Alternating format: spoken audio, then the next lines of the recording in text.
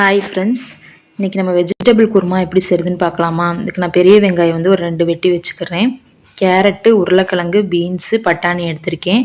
Soya chunks வந்து கொஞ்சம் நேரம் சுடுதண்ணில் போட்டு எடுத்து வச்சுருக்கேன். தேங்காய் வந்து நல்லா ஒரு 3/4 மூடி சேர்த்துருக்கேன். சின்ன தேங்காவாக இருந்தால் ஒரு தேங்காய் கூட சேர்த்துக்கலாம். கொஞ்சம் சோம்பு, இதில் வந்து கசகசா, ஒரு ஸ்பூன் பொட்டுக்கடலை, ஒரு 4 முந்திரி பருப்பு சேர்த்து அரைச்சிக்கோங்க.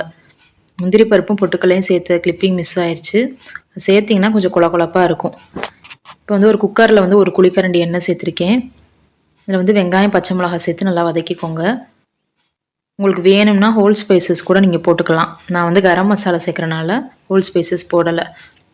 இதில் வந்து 1 டேபிள் ஸ்பூன் இஞ்சி பூண்டு பேஸ்ட்டு சேர்த்துக்கிறேன். இது கொஞ்சம் வதங்கினோனையும் 2 சின்ன தக்காளி வெட்டி வச்சுருக்கேன், அதையும் இதோட சேர்த்துக்கிறேன்.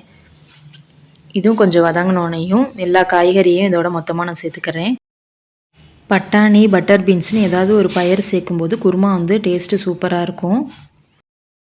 இந்த சோயா சங்க்ஸ் வந்து நல்லா சுடுதண்ணில் போட்டு எடுத்திருக்கேன். நல்லா புழிஞ்சிட்டு சேர்த்துக்கோங்க. இப்போ வந்து 1 டேபிள் ஸ்பூன் வந்து குழம்பு மிளகாய் தூள் சேர்த்துருக்கேன். 1 ஸ்பூன் வந்து சிக்கன் மசாலா, 1 ஸ்பூன் வந்து பட்டை கிராம்பு ஏலக்காய் தூள் சேர்த்து நல்லா வதக்கி விட்டுட்டு, இப்போ தேங்காய் அரைச்ச பேஸ்ட்டையும் இதோட ஊற்றிக்கலாம். இதில் வந்து நான் ஒரு 2 குழிக்கரண்டி வந்து பால் சேர்த்துக்கிறேன். இது வந்து ஈஸியாக இருக்குங்க. 1 பாட் ரெசிபி தான், டக்குன்னு செஞ்சிடலாம். இப்போ தேங்காய் பேஸ்ட்டையும் இதோட சேர்த்துக்கிறேன்.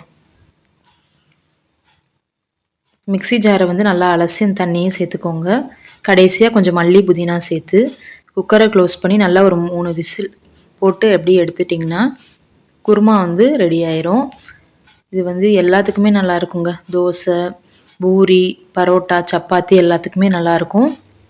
கண்டிப்பாக ட்ரை பண்ணி பாருங்கள். என்னோடய வீடியோஸ் பிடிச்சிருந்துச்சுன்னா உங்கள் சேனலை சப்ஸ்கிரைப் பண்ணிக்கோங்க. பை ஃப்ரெண்ட்ஸ், நான் இன்னொரு வீடியோவில் உங்களை பார்க்குறேன்.